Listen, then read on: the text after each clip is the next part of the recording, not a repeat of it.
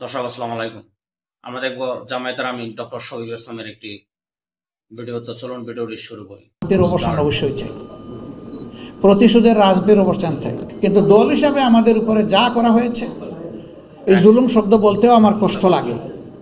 যা করা হয়েছে আমরা আল্লাহর রাস্তায় তা ক্ষমা করে দিলাম। দল হিসাবে আমরা কোনো প্রতিশোধ নেব না। আমরা যখন জেগেই উঠেছি আমাদের আর ঘুমাবার প্রয়োজন নেই। সাংবাদিক ভাই বোনেরা, অতীতে আপনাদের হাতের কলমকে ফ্রিজ করে রাখা হয়েছিল, একটা অদেখা হ্যান্ডকাপ আপনাদেরকে পরিয়ে দেওয়া হয়েছিল। যারা কথা বলেন তাদের মুখে সেরকম অদেখা একটা তালা ঝুলিয়ে দেওয়া হয়েছিল। সাময়িকভাবে এই তালা খুলেছে। আমরা যখন জেগেই উঠেছি আমাদের আর ঘুমাবার প্রয়োজন নেই। এই জাগ্রত জাতিকে মঞ্জিলে পৌঁছানোর জন্য, প্রপার ডেস্টিনেশনে পৌঁছানোর জন্য এখন আমাদেরকে রাত দিন কাজ করতে হবে সবাইকে। সেই কাজটা আপনারাও করেন, রাজনীতিবিদরাও করে, পেশার কারণে পুলিশও করে, স্বাস্থ্যকর্মীরা করেন। এই চারটা পেশার মানুষ already emergency, any time anywhere তার ডাক আসবে, তিনি হেসিটেট করতে পারবেন না, তাকে বলতে হবে আমি হাজির। এই জায়গাটা যদি আমরা পরিচ্ছন্ন করতে পারি, আমরা এই বীজতলা যদি সুন্দরভাবে তৈরি করতে পারি, তাহলে এই বীজতলায় অঙ্কুরিত যে চারা, এটা আগামী দিনে এই সমাজকে ছায়া এবং ফল দিবে ইনশাআল্লাহ। তবে হিংসার রাজনীতির অবসান অবশ্যই চাই, প্রতিশোধের রাজনীতির অবসান চাই। অনেকে বলেছেন আপনারা মাফ করে দিচ্ছেন কেন, তাহলে যারা পারপিট্রেটর তারা তো তাদের পাওনাটা পেল না। আপনি কোনটা চাচ্ছেন মানুষের জন্য? আপনি কি তার ধ্বংস চাচ্ছেন না তার সংশোধন চাচ্ছেন? যদি ধ্বংস চান তাকে নিয়ে যান যেখানে ইচ্ছা, আপনি টেনে নিয়ে যান। আর তার যদি আপনি সংশোধন চান এবং একটা সংশোধিত হাত হিসাবে তিনিও সমাজে কোনো অবদান রাখুন, সেটা যদি চান, তাহলে তাকে সংশোধনের জন্য জায়গাটা তৈরি করে দিতে হবে। ওই জায়গায় হিংসার কোনো জায়গা নেই, এখানে উদারতার প্রশ্ন। তবে আমরা বলেছি হ্যাঁ, কোনো ভিকটিম কিংবা ভিকটিম ফ্যামিলি তারা যদি সুনির্দিষ্ট অপরাধের প্রতিকার চেয়ে আইনের আশ্রয় নেয়, আমরা তাদেরকেও সাহায্য করব, এটা আমাদের দায়িত্ব। কিন্তু দল হিসাবে আমাদের উপরে যা করা হয়েছে, এই জুলুম শব্দ বলতেও আমার কষ্ট লাগে। যা করা হয়েছে আমরা আল্লাহর রাস্তায় তা ক্ষমা করে দিলাম। দল হিসাবে আমরা কোনো প্রতিশোধ নেব না।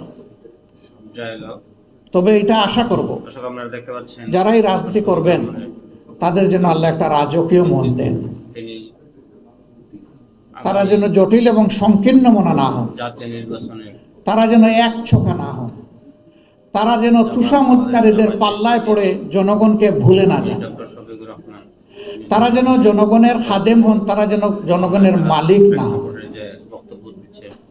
এই মানসিকতা নিয়ে যেন রাজনীতিতে সবাই আগায় আসে। আদর্শ ডেমোক্রেসির বিউটি হচ্ছে যার যার আদর্শ মেলে ধরবে, জনগণ এখান থেকে চুজ অ্যান্ড পিক করবে, পছন্দ করবে, গ্রহণ করবে। কারো উপর কোনো কিছু চাপিয়ে দেওয়া যাবে না। ওরে নির্মূল করো, ওরে ধ্বংস করো, ওরে মাটির নিচে পাতালপুরিতে পাঠিয়ে দাও, এগুলা রাজনীতির ভাষা নয় এবং এগুলো রাজনীতি নয়, এগুলো নোংরামি রাজনীতির নামে। এগুলো বন্ধ হওয়া উচিত। তবে যদি সুনির্দিষ্ট বড় কোনো অভিযোগের কারণে কোনো দল, সংস্থা, সংগঠনের কোনো কিছু পাওনা হয়, সেটাও সে পাবে, কিন্তু সেটা আইন হাতে তুলে নয়, এটা আইনি প্রক্রিয়ার মাধ্যমে হতে হবে। আবার আইন সেটা মতলবী আইন হলে চলবে না, এটা অবশ্যই ট্রান্সপারেন্ট এবং ফেয়ার স্ট্যান্ডার্ডের উপর এটা হতে হবে। তাহলে জাস্টিস সেখানে এস্টাবলিশ হবে, ন্যায় বিচার যেখানে থাকে সমাজ সেখানে গর্বিত সমাজ হবে। আমরা ন্যায় বিচার ভিত্তিক একটা গর্বিত সমাজ গড়তে চাই। এক ভাই বলেছেন, সম্ভবত কি বাড়ি নামটা ওনার, হ্যাঁ, বাসির জামাত, উনি বলেছেন যে উনি খুব আনন্দিত যে জামাতের আমির এবং মহানগরী উত্তরের আমির দুইজনই বৃহত্তর সিলেটের মানুষ। আমার পরিচয় ভাই ভিন্ন। আমাকে লোকেরা জিজ্ঞাসা করে আপনার ঠিকানা কি, আমি বলি সাধারণ পরিবহন সমগ্র বাংলাদেশ। আমি যদি এই সংগঠনের প্রধান হয়ে থাকি তাহলে আমার নির্দিষ্ট ঠিকানা নাই, আমার সারা বাংলাদেশই আমার ঠিকানা।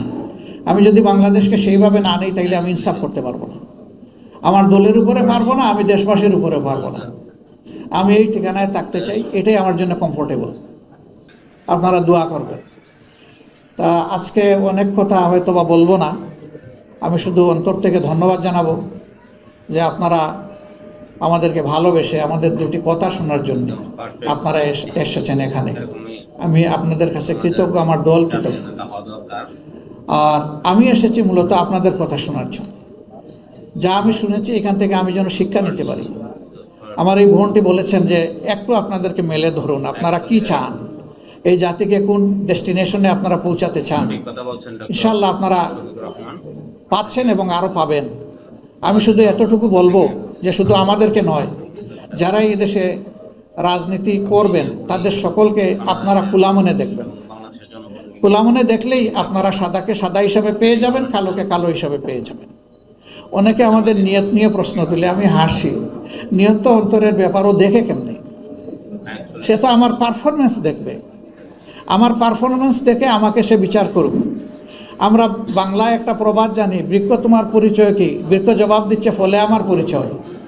তো ফলটা আমি দেখব, সে যেই হোক, যে দল হোক, ব্যক্তি হোক, নির্দলীয় হোক, হুয়েভার মে বি, আমি তাকে সেইভাবেই তার ফল দিয়ে, কাজের ফলাফল দিয়ে